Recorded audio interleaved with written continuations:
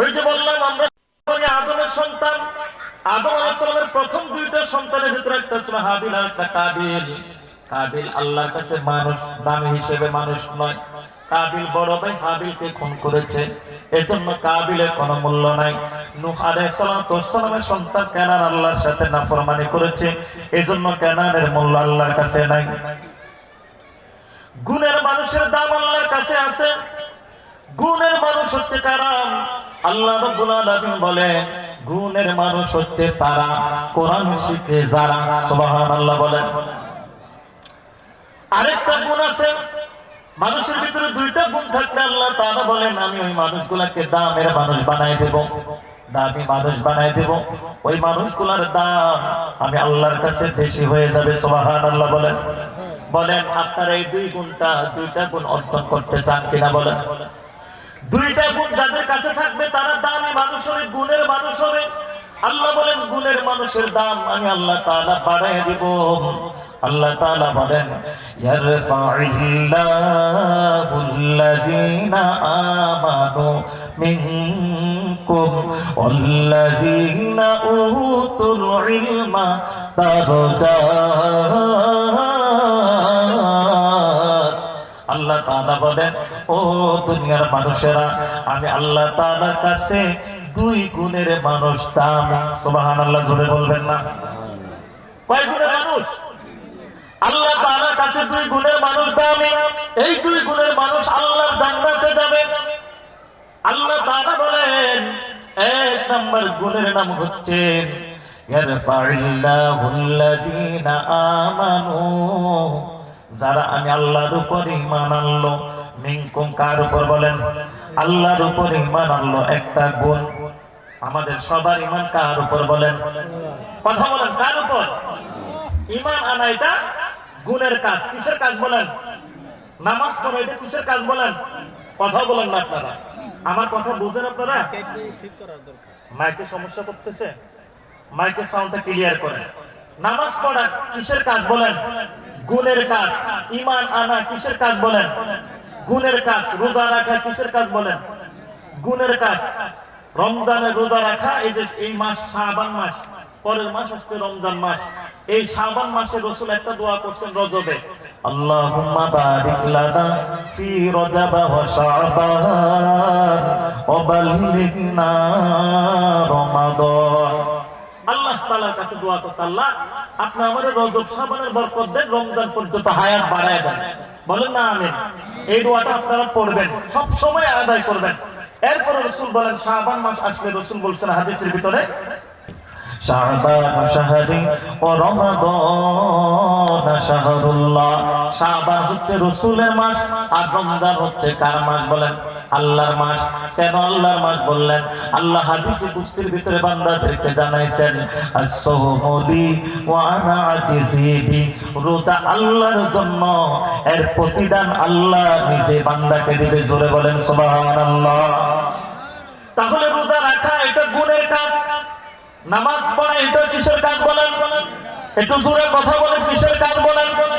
যাকাত দেওয়া এটা কিসের কাজ? গুণের কাজ। মাজারে সিজদা করা এটা কিসের কাজ? কথা বলেন না কেন? নামাজের সিজদা করা গুণের কাজ, মাজারে সিজদা করা হ্যাঁ শয়তানের কাজ। কিসের কাজ? যদি সিজদা দিতে হয় তাহলে সর্বপ্রথম যিনি সিজদা পাবেন তিনি হচ্ছেন রওজাতুল মদিনা, আমার প্রিয় নবী মুহাম্মদ রাসূলুল্লাহ সাল্লাল্লাহু আলাইহি ওয়াসাল্লাম। ঠিক কিনা বলেন? যদি আল্লাহর পরে কাউরে সিজদা দিতে মনে চায়, কাকে সিজদা দিতে হবে? রাসূলুল্লাহকে। রাসূলুল্লাহ সাল্লাল্লাহু আলাইহি ওয়াসাল্লামকে সিজদা দেওয়া যায় না মানে এই পৃথিবীতে আর কোন মাজারে সিজদা করা যাবে না।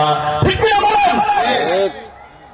আজকে আমাদের দেশের ভিতরে বড় বড় মাজারের ভিতরে, আমার বাড়ি ফটিকছড়ি বাগান বাজার, আমার ফটিকছড়িতে মাঝবান্ডার নামে একটা মাজার আছে। এই মাঝবান্ডারের মাজারের ভিতরে উরুসের ভিতরে গরু ছাগল নিয়ে যায়। যদি গরু ছাগল নিতেই হয় তাহলে সবচাইতে গরু ছাগল যেখানে বেশি হবে সেটাই হচ্ছে মদিনা রওজা পাক। ঠিক কিনা বলেন? যদি মাজারে মোমবাতি জ্বালাইতে হয় তাহলে সর্বপ্রথম মোমবাতি জ্বালাতে হবে রাসূলুল্লাহ রওজা পাকে। ঠিক কিনা কথা বলেন যদি টাকা দিতে হয়, মাজারে টাকা দিতে হয়, মান্নত করতে হয়, মাজারে টাকা দিয়ে যদি বড় লাল ডেকের সিন্নি রান্না করতে হয়, তাহলে সবচাইতে উত্তম মাজার হবে আমার রাসূলুল্লাহ রওজা। ঠিক না বলেন?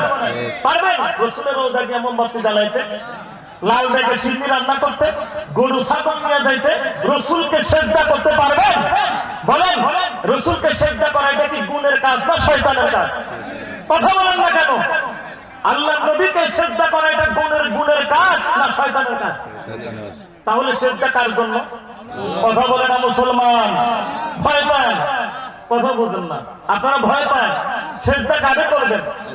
আল্লাহকে করবেন। কাকে করবেন সিজদা? আল্লাহকে সিজদা করবেন। এই জমিনের ভিতরে একমাত্র সিজদা দেওয়ার মালিক হচ্ছেন আমার আল্লাহ। দুনিয়ার কারো কাছে মাথা নত করা যাবে না।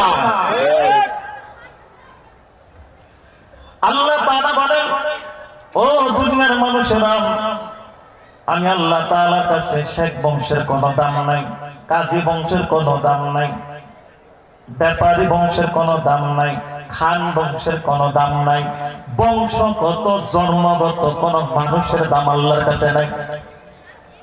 আল্লাহ তাআলার কাছে কোন ধর্মের মানুষের দাম আছে জানেননি? আল্লাহ তাআলা বলেন, ইন্নাদ-দীনা ইনদাল্লাহিল ইসলাম।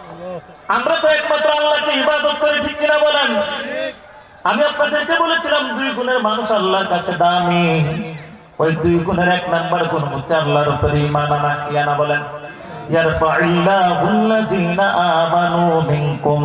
এক নাম্বার গুণ হচ্ছে আল্লাহর উপরে ঈমান আনা।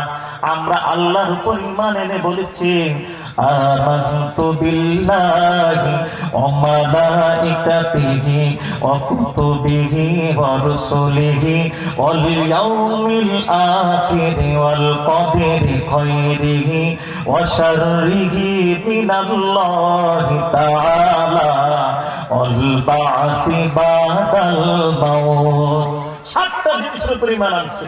কয়টা জিনিস? 7টা জিনিসের উপর ঈমান আনছি। তাহলে ঈমান আনলে কি লাভ হবে? যদি আপনি ঈমান আনেন তাহলে আপনি একটা গুণ অর্জন করলেন। আর একটা গুণের নাম হচ্ছে আল্লাযীনা উতুল ইলমা। যারা ইলম অর্জন করেছে, কোরআন শিখেছে। কি শিখেছে? কোরআন শিখেছে। বলেন আগে ইলম নাকি আমল? কথা বলেন মুসলমান, আগে ইলম না আমল? ইলম। কারণ ইলম না জানলে আমল করবেন কিভাবে? এজন্য আল্লাহ সূরা রহমানের ভিতরে বলেন, বিসমিল্লাহির রহমানির রহিম। আর রহমান,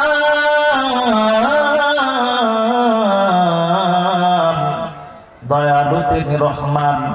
আল্লামাল কুরআন, যিনি শিখাইলেন কোরআন। আপনি বলবেন মানুষ আগে বানাইছে পরে কোরআন শিখাইছে, কারণ আল্লাহ দ্বিতীয় আয়াতের ভিতরে বলেন আল্লামাল কোরআন। রহমান তো হলেন তিনি যিনি শিখাইলেন কোরআন। এরপরে বললেন খলাকাল ইনসান, যিনি বানাইলেন মানুষের ইনসান। আল্লাহ আমারে আপনারে আগে বানাইছে না কোরআন শিখাইছে? বলেন আগে আমারে আপনারে বানাইছে না কোরআন শিখাইছে? আমি আপনি বাহ্যিক চোখ দিয়ে দেখতেছি, আমি আগে আপনি হইছি, তারপরে কোরআন শিখছি। কিন্তু কোরআনে কারিমের ভিতরে আল্লাহ তাআলা বলেন আমি আল্লাহ আগে কোরআন শিখাইছি, তারপরে মানুষ বানাইছি। ঠিক কিনা বলেন? তাহলে কোরআনের ভিতরে আল্লাহ বুঝাইলেন আমি আল্লাহ রহমান, শিখাইলাম কোরআন, বানাইলাম ইনসান। এটা কেমনে সম্ভব? আমি আপনি রূহের জগতে ছিলাম। ওই রূহের জগতে থাকাকালীন আল্লাহ আমারে বলেছিলেন, আপনাদেরকে সবাইকে বলেছিলেন, সব রূহকে বলেছিলেন আলাস্তু বিরব্বিকুম, আমি তো তোমাদের রব নয়? আমরা সব রূহ বলেছিলাম ক্বালু বালা, ওগো রব আপনি আমাদের আল্লাহ, আপনি আমাদের রব, আমরা আপনি ব্যতীত আর কাউরে সিজদা করতে পারি না। এটা আমরা রূহের জগতে বলেছি। চাইলে আল্লাহ ওই দিন আমাদেরকে জান্নাত দিয়ে দিতে পারতেন। চাইলে আল্লাহ আমাদেরকে দেহ বানাইয়া রূহ ঢুকাইয়া সেই দেহ রূহ আল্লাহ আমাদেরকে কোথায় দিতে পারতেন? বলেন জান্নাতে দিতে পারতেন, কিন্তু দিলেন না। আল্লাহ বলেন আমি তো কোন বংশগত মানুষ, বনি আদমের সন্তান, কোন মানুষকে আমি জান্নাত দিব না। আমি দিব গুণের মানুষকে জান্নাত। কোন মানুষকে? বলেন গুণের মানুষকে। গুণের মানুষ কারা? আমার বয়ানের বিষয় হচ্ছে এটা, গুণের মানুষ কারা? তাহলে গুণের মানুষের গুণ হচ্ছে কয়টা? দুইটা। এক নাম্বার ইয়ারফাইল্লাহুল্লাযীনা আমানু, এক নাম্বার ঈমান, মিনকুম আল্লাহর উপর যারা একমাত্র আল্লাহর উপর ঈমান আনবে। এরপর হচ্ছে ওয়াল্লাযীনা উতুল ইলমা, যারা ইলম অর্জন করবে। ইলম যদি আপনি অর্জন করেন, কোরআন যদি আপনি শিখেন, তাহলে আপনি আমল করতে পারবেন। আপনি কোরআন পড়েন নাই, আমল করতে পারবেন না। কারণ আল্লাহ তাআলা আপনার এমন একটা কোরআন দিয়েছেন, এই কোরআনটা মাঝে রমজানে নাজিল হয়েছে। রমজান মাসের দাম আল্লাহ 12 মাসের চাইতে বাড়ায় দিয়েছে। সুবহানাল্লাহ বলবেন না? এই কোরআনকে লাইলাতুল কদরের রাতে আল্লাহ নাজিল করেছেন। আল্লাহ তাআলা বলেন, ইন্না আনজালনাহু ফি লাইলাতিল কদর, আমি আল্লাহ তাআলা কদরের রাতে কোরআন নাজিল করছি। 1000 মাসের চাইতে রাত দাম হচ্ছে কদরের রাত। সুবহানাল্লাহ বলবেন না? আল্লাহ তাআলা বলেন, এই কোরআনকে জিবরাইলের মাধ্যমে পাঠাইছি, এজন্য জিবরাইলের দাম সমস্ত ফেরেশতাদের চাইতে বেশি। আমি আল্লাহ তাআলা এই কোরআন নবীজির উপর নাজিল করেছি, নবীজির দাম বাড়াই দিয়েছি। আল্লাহ তাআলা বলেন, এই কোরআনকে আমি আল্লাহ তাআলা মক্কা মদিনা নাজিল করেছি। এই পৃথিবীর 2 শহর মক্কা মদিনা সবচাইতে দামি। সুবহানাল্লাহ বলবেন না? এই কোরআনকে আল্লাহ তাআলা যেটার সাথে লাগে সেটার দাম বেড়ে যায়। এই যে আমি কাঠের চেয়ারে বসেছি, এই কাঠের চেয়ারটার কোনো দাম নাই, কত পা লাগে। কিন্তু কোরআনের সাথে যে রেহাল লাগে, এটা যদি একটু পা লাগে আমরা কি করে সালাম করি। তাহলে কোরআনের কারণে মানুষের দাম বাড়ে, কোরআনের কারণে মানুষের গুণ বাড়ে, ঠিক কিনা বলেন? আল্লাহ বলেন, ঈমান আর আমল, ঈমান আর ইলম যেই মানুষের কাছে থাকবে, ওই মানুষটাই আমি আল্লাহর কাছে গুণের মানুষ হয়ে যাবে। বলেন সুবহানাল্লাহ। আল্লাহ রাব্বুল আলামিন দুনিয়ার মানুষদেরকে বুঝাইলেন, ও দুনিয়ার মানুষেরা, যদি তোমরা ঈমান আর ইলম অর্জন করে গুণের মানুষ হয়ে কবরে আসো, তোমরা যদি গুণের মানুষ হতে পারো, আমি আল্লাহ তাআলা তোমাদেরকে কি দেব জানো নি? আল্লাহ তাআলা অন্য জায়গায় বলেন, ইন্নাল্লাযীনা আমানু ওয়া আমিলুস সালিহাত কানাত লাহুম জান্নাতুল ফিরদাউসি নুজুলা। সুবহানাল্লাহ বলবেন না? আল্লাহ তাআলা বলেন,